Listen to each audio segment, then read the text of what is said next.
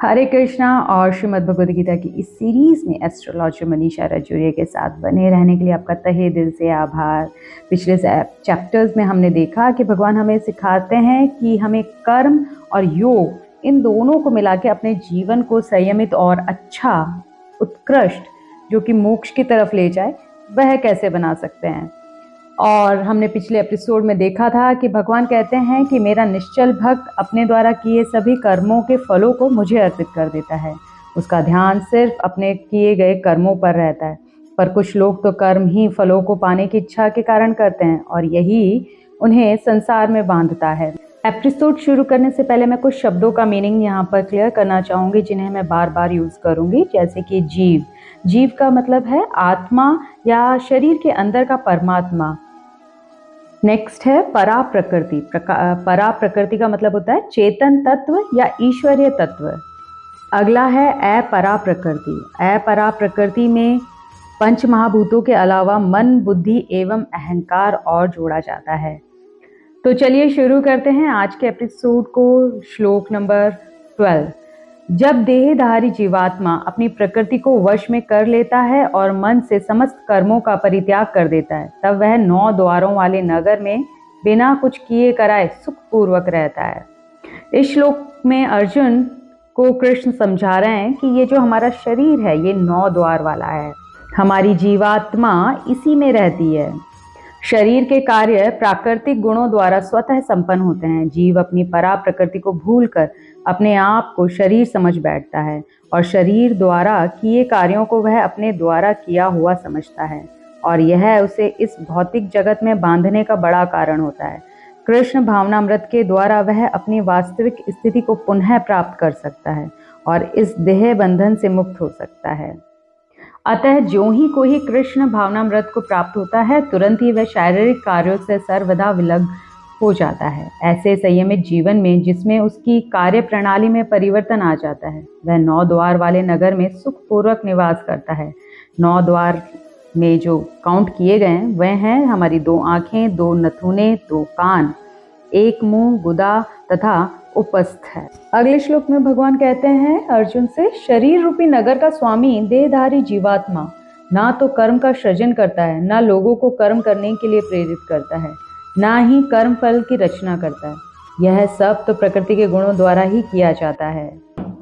इस श्लोक में भगवान अर्जुन को समझा रहे हैं कि कैसे हमारे अंदर का परा प्रकृति यानी कि ईश्वरीय तत्व अपरा प्रकृति के साथ मिलकर विभिन्न रूप और देह धारण करती है। हम 7वें अध्याय में भी देखेंगे कि जीव तो परमेश्वर की शक्तियों में से एक है, किंतु वह भगवान की अपरा प्रकृति है जो पदार्थ से भिन्न है। परा प्रकृति से अपरा प्रकृति के परिवर्तित विभिन्न रूप देह आदि धारण किए करते हैं। आत्मा अनादिकाल से प्रकृति या अपरा के संपर्क में रहा है और जीव जिस शरीर को प्राप्त करता है वह अनेक कर्मों और उनके फलों का कारण है और ऐसे वातावरण में रहते हुए मनुष्य अपने आप को शरीर मानकर शरीर के कर्म फलों का भोग करता है। अनंत काल से उपार्जित यह अज्ञान ही शारीरिक सुख दुख का कारण है। जो ही जीव शरीर के कार्यों से पृथक हो जाता है तो ही वह कर्म बंधन से भी मुक्त हो जाता है। अगले श्लोक में कृष्ण अर्जुन को कहते हैं, परमेश्वर ना तो किसी के पापों को ग्रहण करता है ना पुण्यों को, किंतु सारे देहधारी जीव उस अज्ञान के कारण मोहग्रस्त रहते हैं जो उनके वास्तविक ज्ञान को आच्छादित किए रहता है।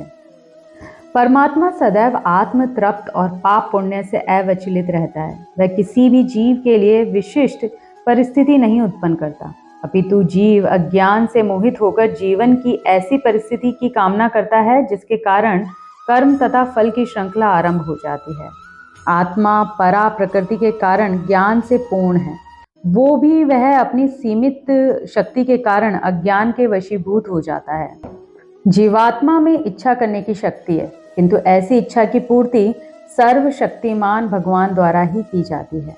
अतः जब जीव अपनी इच्छाओं से मोहग्रस्त हो जाता है तो भगवान उसे अपनी इच्छा पूर्ति करने देते हैं, किंतु किसी परिस्थिति विशेष में इच्छित कर्मों तथा फलों के लिए उत्तरदायी नहीं होते।